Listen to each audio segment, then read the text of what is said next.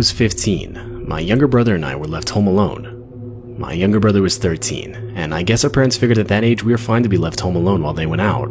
And honestly, both of us loved it. We would pretty much sit in the basement the whole time, playing the Wii and making ourselves a frozen pizza. I can remember this night almost perfectly.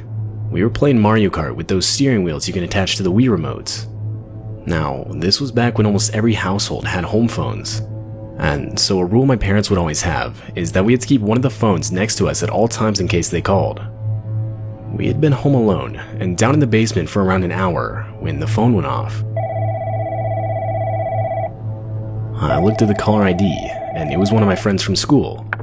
I picked it up and we started talking, but not even 10 seconds later I could hear breathing through the phone. "Dude, is that you?" I explained to him that it wasn't, and that I could hear it too. It didn't stop, and so eventually my friend just told me he'd call me back later, as it was starting to freak him out. After I put the phone down, I told my brother what just happened. He looked at me, and his face went white. He asked me if it was possible that the sound was coming from our line, as we had a phone on every level of the house. This thought horrified me. I mean, it made sense, but that would mean someone else was in the house and picked up one of the phones either upstairs or on the ground floor. And so of course, both of us got really paranoid and decided to search the house to put our minds at ease. We went upstairs to check the ground floor, but nothing. We then went up another floor, and what we saw left us completely speechless. A man in at least his 60s was standing with his back to us, hunched over the table with the phone. Instinctively, my brother and I looked at each other, turned around and ran as fast as we could out of the house's front door. We went straight to one of our neighbors' houses, slamming on the door and screaming. After they would open it up, as quickly as we could, we told them what we had just witnessed. And without hesitation, they called the police and then our parents. When the police arrived and searched the house, the man was found hiding in a closet near to where we had seen him. All I personally know for sure is that the guy was arrested. Everything else neither me nor my brother were informed of, even to this day.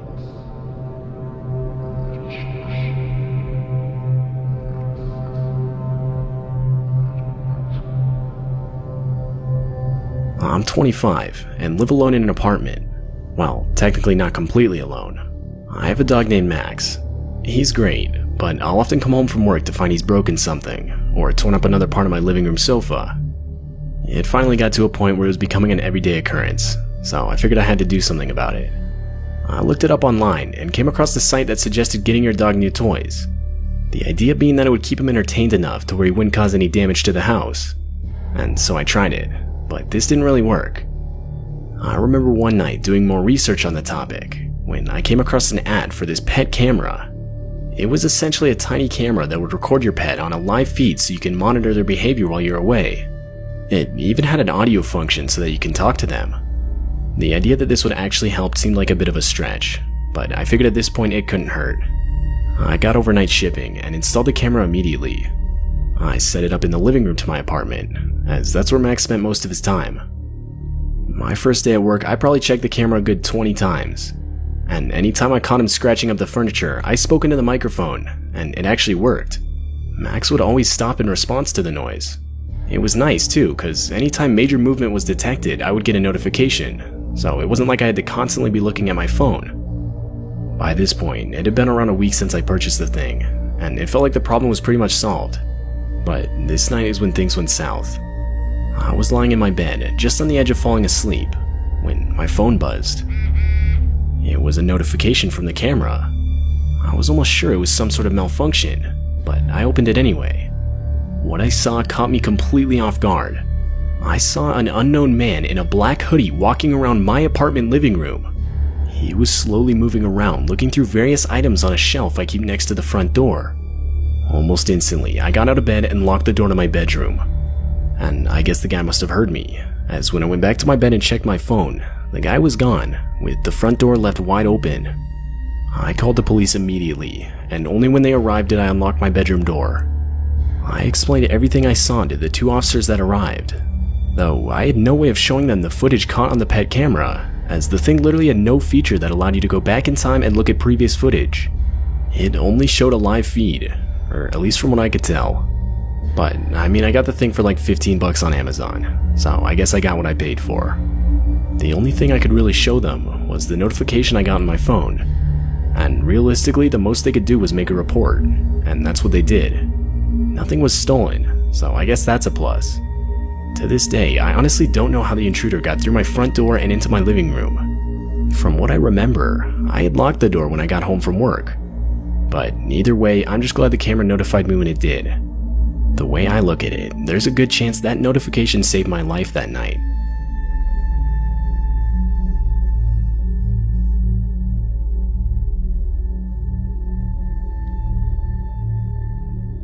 This happened to me when I was around 8 or 9. It was summer, and both my parents were working at the time, so I was home alone. I remember sitting in our living room watching TV when I could hear the doorbell ring. And so curious at this point, I got up, and without even looking first, opened the front door to see who it was. It was the mailman, or at least that's what the guy said. The guy claimed our address had received a package, but that he needed help carrying it. Even being as young as I was, I could tell something was off. The guy wasn't even wearing any kind of uniform, rather a dirty white shirt and jeans.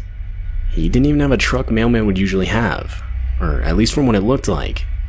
I asked him about it, and he responded with, "Oh, yeah, it's just around the corner over there," and proceeded to point down the street. The guy kept pleading for me to help him, but after thinking it over, I realized I probably shouldn't leave the house. So, without saying anything, I shut the door on the guy and locked it. Right as I did this, the guy yelled out, "Hey, aren't you gonna help me?" I knew something wasn't right at that point, and so I ran all around the house to close and lock all the windows. Afterward, I called my dad and told him everything. While I was doing this, the man was still outside the front door, shouting that I needed to come help him. That's when I replied to the guy that my dad was coming home, and right when I said that, the guy ran off. My parents would inform the police about the situation, though the guy himself was neither caught nor identified.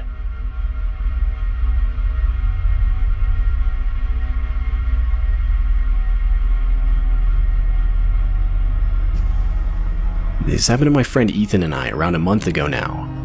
We both live just outside Las Vegas, and this night we decided to take a drive out into the desert.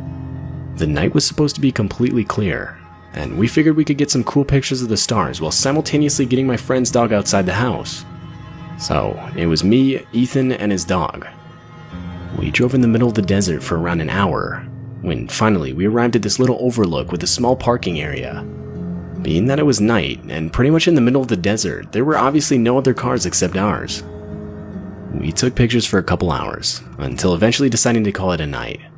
Ethan explained how he had to relieve himself, and told me to just wait in the car with his dog. And so that's what we did. We got in the car, and I locked the doors.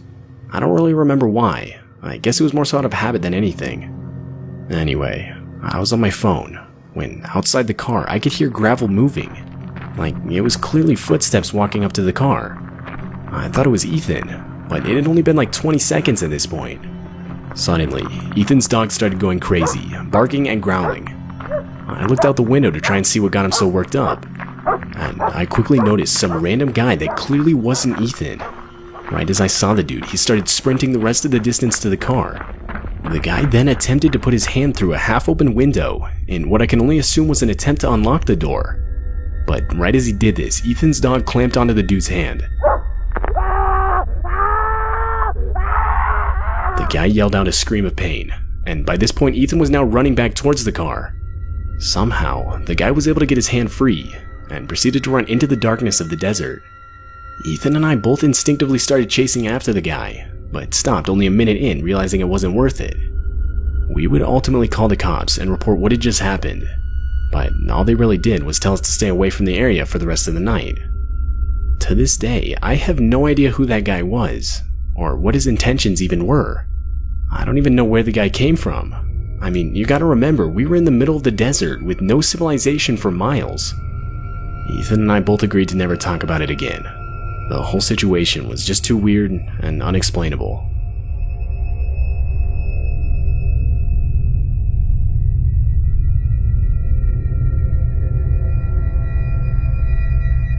I'm 20 and in college.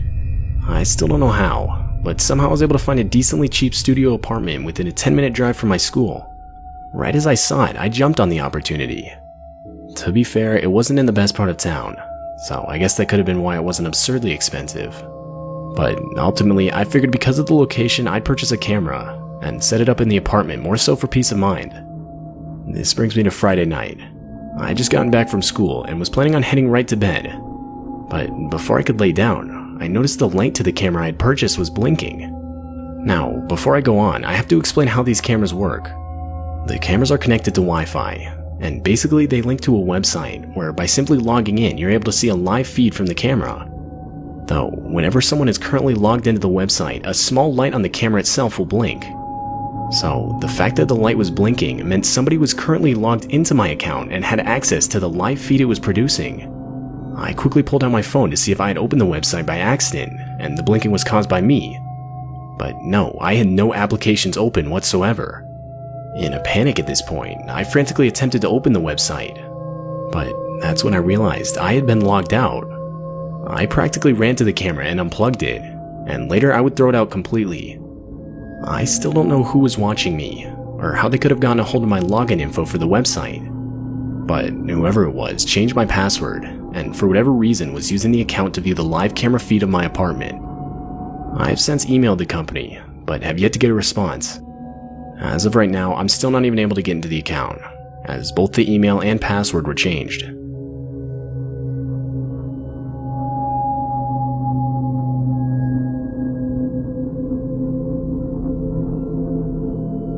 This happened to me around 2 months ago, and honestly ever since then I can't get it off my mind. I'm 35 and live with my wife and 2 dogs. We have 2 Labrador retrievers that are only like 2 and 3 years old. They aren't guard dogs by any means. To be completely honest with you, the house we live in isn't in the best neighborhood, so it would have been nice to have guard dogs, but me and my wife love them regardless. So anyways, it was around 9 p.m. this night. My wife was working late, which left me home alone with the dogs. I was in the office playing some game on my computer, when I could faintly hear the dogs start to growl. At first, I just thought they were fighting with each other. But when I walked out of the office, I noticed both of them staring intently at the front door. And that's when I heard a faint knock on the door. Both the dogs' ears shot up, and my heart actually started to race. I couldn't imagine why someone would have been at the front door this late. I walked into the guest bedroom and looked out the window, as that room gave me the best view of the front porch. And standing on the porch were 2 men wearing all black, holding what looked like crowbars, or some type of blunt objects. I watched as the men then tried the door handle. But upon hearing this, the dogs started barking like crazy. This was honestly a surprise to me, as they almost never barked. In reaction, the men jumped back, looked at each other for a second, and then walked off. I instantly called my wife to warn her about the men. I still don't know what those guys' intentions were. They weren't selling anything, as they didn't stop at any of their houses. But to say I'm thankful for my dogs and scaring them off would be an understatement.